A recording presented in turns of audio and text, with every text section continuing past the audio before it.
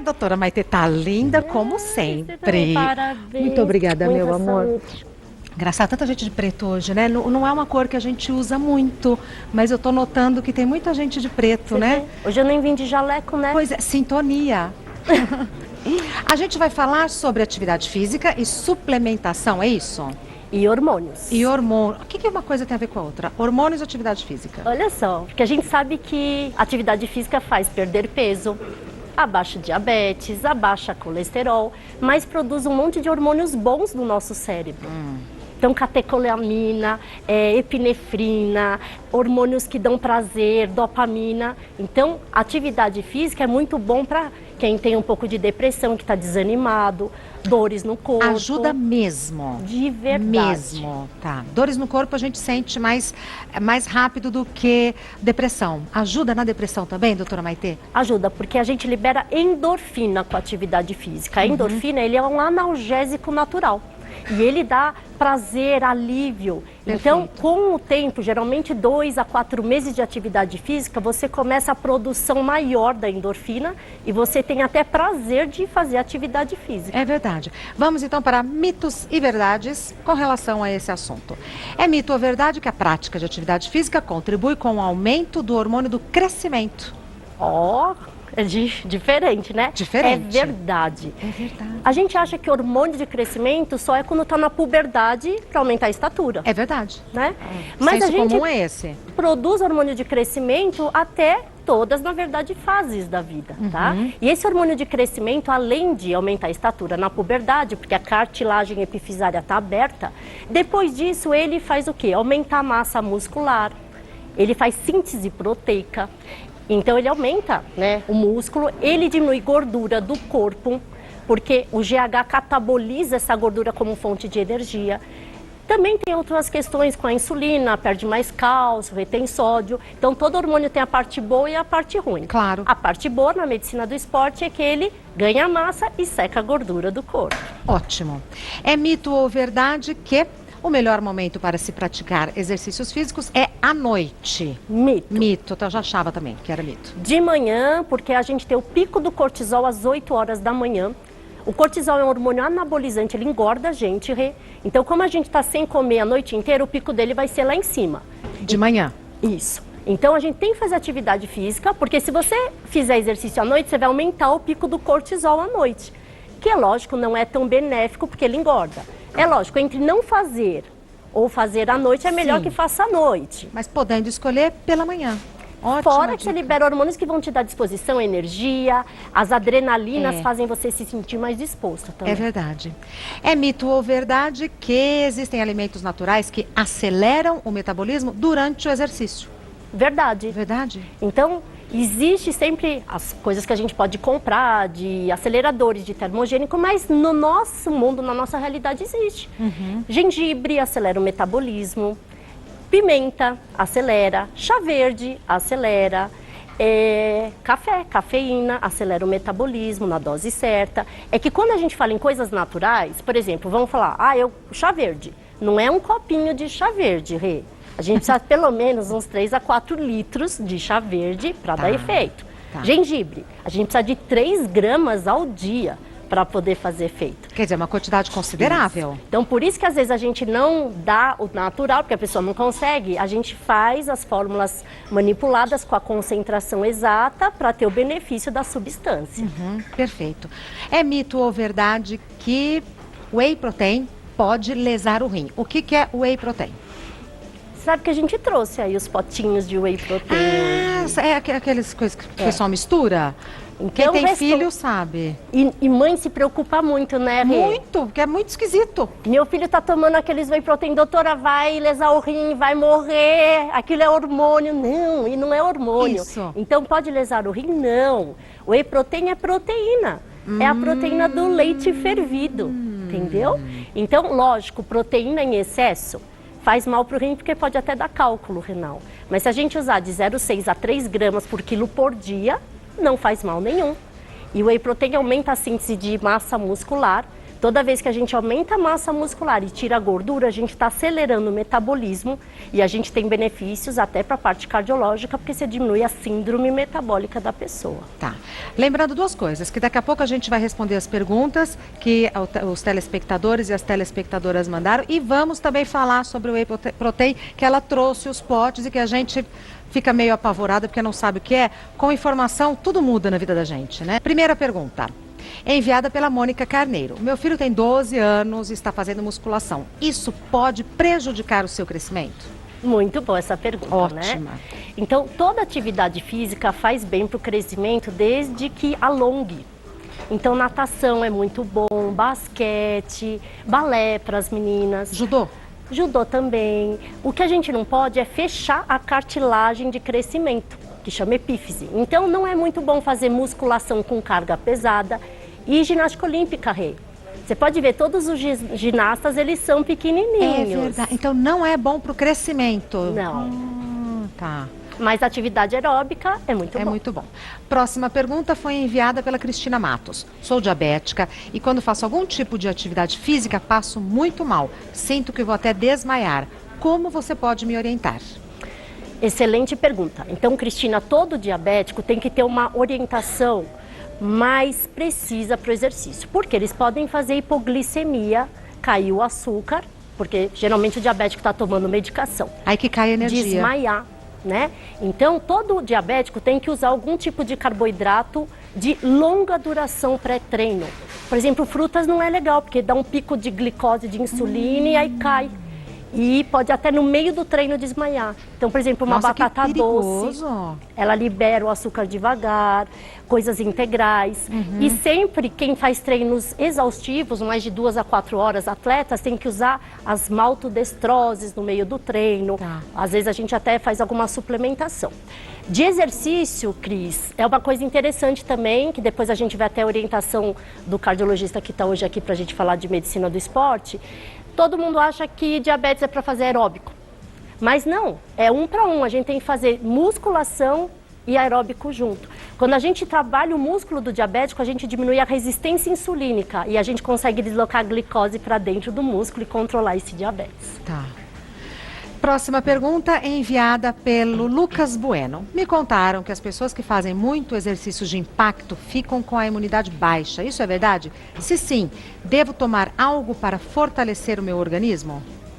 Então, nesse caso, acho que Lucas é atleta mesmo, né? Toda atividade física, ela é um estresse para o corpo.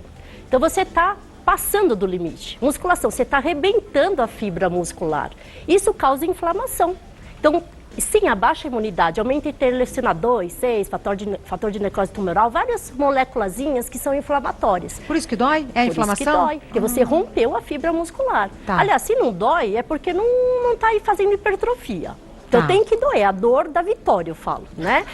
Ótimo. Mas tem que doer. Ótimo. E existe, por exemplo, a teoria da glutamina, que é um aminoácido que é de cadeia não essencial, que pode melhorar a atividade inflamatória. Não tem tanta evidência científica, mas existem alguns trabalhos que também poderia melhorar. Então, muito atleta usa glutamina pós-treino para melhorar esse fator inflamatório. Tá.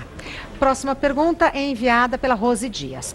Posso usar termogênico para emagrecer? Existe algum tipo natural? Todo mundo quer alguma coisa que você vá para academia, perca peso rápido e fique o Superman, né? Para querer fazer exercício. Termogênico, dependendo do caso, não pode ser muito legal para a saúde, tá? Por exemplo, efedrina, que está até proibido da gente usar, aumenta o risco de taquiarritmia, né? De risco cardiológico e aumenta muito a pressão arterial desses pacientes. Cafeína, todo mundo conhece cafeína e toma muito café. Mas cafeína era considerado um doping e agora a gente saiu, talvez entre, mas a quantidade que é limite é em torno de 200 miligramas. Alguns que não têm hipertensão, o gestante pode até subir um pouco essa dose, mas tudo termogênico tem que ter um limite, a dose certa e sempre avaliação cardiológica para a gente saber se pode ser usado ou não. Tá. Vamos ver aqui os Whey Proteins e falar com o doutor. Muito obrigada por ter vindo. É um prazer. Muito obrigada. Doutor Ricardo, o senhor é... Posso chamar de senhor ou de você? Você, né? Fala que é médico, eu já falo do senhor. Engraçada criação isso. Você é cardiologista? Sou cardiologista. Tá. Isso daqui tudo isso daqui é whey protein? Tudo isso aí é o whey protein. São Eu não entendo nada de whey protein. potes. A gente pode abrir para ver ou não? Claro, mas... Vem o quê? Em pacotinho? Não, são cápsulas. Na verdade aqui não tem, mas elas são cápsulas. Que você... são pós, são pó que você mistura na água ou no leite e você toma após a atividade física. Tá. E não compromete em nada?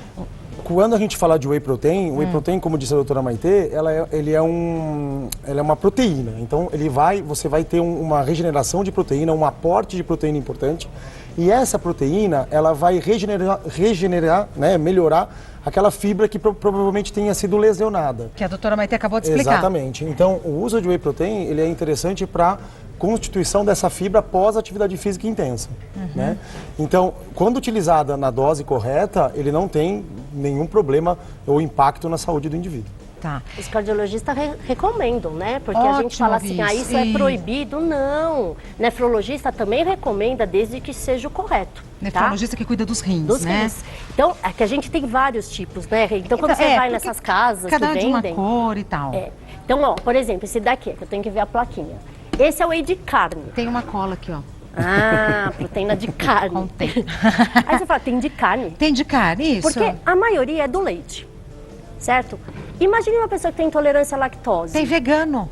Tem, porque também quem tem intolerância à lactose não pode leite. Tá. Né? E é tudo cápsula? Esses são pozinhos mesmo. Pozinhos. Que vem um scoop, vem a quantidade que você põe na água. Então, o whey nunca é para colocar com fruta, é para colocar com suco, é com água, tá?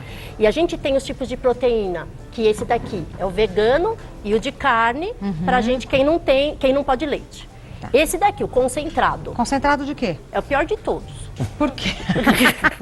Por que é o pior de todos? Porque eles fervem o leite, aí fazem filtração, as moléculas. A gente tem aminoácidos, proteínas de alto valor biológico, que são as essenciais para o nosso músculo ficar bom. Tá. Então aqui eles fervem um pouco, 50%. Então um pouco é carboidrato, a maioria, e tem proteína. Não é muito bom, mas é o mais barato. Aí a gente passa para uma fase que é esse daqui, ó, que é o isolado. Ele foi filtrado um pouco mais, então as moléculas estão mais pequenininhas e entram nos ganchinhos do músculo. Quase 70% a 95% é aqui proteína. E aí quando eles fazem a técnica de hidrólise, que aí é a proteína pura que você toma e vai grudar no teu músculo, é o hidrolisado. Que é o mais caro também. Em média custa quanto? Vocês sabem, assim, de cabeça? De 200 a 300 reais, um barato. Tem o whey protein hidrolisado que chega a ser mais de 800 reais. É caro. É caro. É caro. Temos perguntas também que foram enviadas para o Dr. Ricardo. Vamos ver a primeira delas. Tenho 62 anos, sempre fui sedentária e tenho hipertensão. Agora, quero começar a praticar atividade física. Quais exercícios são recomendados para o meu caso? E qual exame devo fazer antes de começar os treinos? Maísa Ferreira. Que bom, Maísa. Primeiramente, parabéns pela iniciativa. É sempre importante, todo paciente que tem alguma alteração cardiovascular ou que já tem um histórico na família, que a atividade física ela é uma forma de tratamento, de terapêutico. Então é sempre bom que você inicie uma atividade física para poder controlar essas alterações e esses fatores de risco. É claro que toda vez que você tem uma alteração ou uma doença, é importante que você faça uma consulta médica inicial para saber se você pode realizar algum tipo ou não de atividade física. No caso da hipertensão, existem vários mitos também, muitas discussões, qual a melhor atividade física, qual que é a pior. O que a gente sabe é que qualquer tipo de atividade física realizada em pacientes hipertensos, ela traz benefício. A longo prazo, ela faz com que os níveis de pressão arterial caiam. Então, ela é como se fosse uma terapia. Em muitos casos de pacientes com hipertensão leve, aquela do primeiro estágio, que não é tão alta, nem remédio é necessário. A gente consegue tratar os indivíduos com a própria atividade física. Atividade física? Sim. Você consegue fazer um controle, desde que seja de uma forma contínua, né? Regular, que a gente diz. E é super importante que também tenha um limite. Eu costumo brincar que a atividade física é como se fosse um medicamento. Vai trazer benefício, é para ser utilizada, mas também quando em excesso ou feita de uma forma não regular, ela também pode trazer problemas. Precisa de supervisão. Sem dúvida nenhuma, né? E uma avaliação inicial. Não, eu queria só comentar em relação à pergunta, que quais os exames iniciais? Primeiro, passar num profissional, né? Num médico que te avalie e veja se o caso de você já ter hipertensão, se não tem alguma outra doença associada que faça com que você tenha hipertensão. E aí você tem que primeiro tratar. Mas na maioria dos casos, a gente sempre pede uma avaliação médica e um eletrocardiograma, que já é o suficiente para poder iniciar as práticas de atividade física. Quer dizer, não é complicado. Não é na verdade, quanto menos complicar, melhor. Exato. E faz toda a diferença, né, doutor Ricardo? Faz toda a diferença. Próxima pergunta. Nara Dutra, tenho histórico de infartos na família, incluindo meu pai. Posso fazer qualquer tipo de exercício físico? Muito boa pergunta, Nara. Inicialmente, sim, você deve, até porque você já tem um histórico familiar, né? Eu não sei o motivo pelo qual o seu pai infartou, mas a genética é uma das causas de infarto, então você já tem um quadro na família, então é importante que você se previna, que você tenha prevenção. E a atividade física é uma forma de te dar a saúde e prevenir que você tenha outras doenças. A gente sabe que a atividade física melhora o nível de pressão arterial, a atividade física melhora a diabetes, a atividade física melhora até certo ponto o colesterol. Então ela te traz um benefício que, mesmo você tendo fator de risco por causa do seu pai, você consiga diminuir a chance de ter algum evento cardiovascular. Então, é importante, sim, você deve fazer atividade física. Agora, qual, né? A grande pergunta é, eu posso sair andando na rua independente? Nara, se você não tem nenhuma doença, não teve nenhuma alteração, é interessante que primeiro você faça uma avaliação, veja se você não tem nenhum risco, até porque você tem um histórico do seu pai, mas, a princípio, qualquer tipo de atividade física, desde que seja feita com recomendação, pode ser realizada por você. Que boa notícia, né?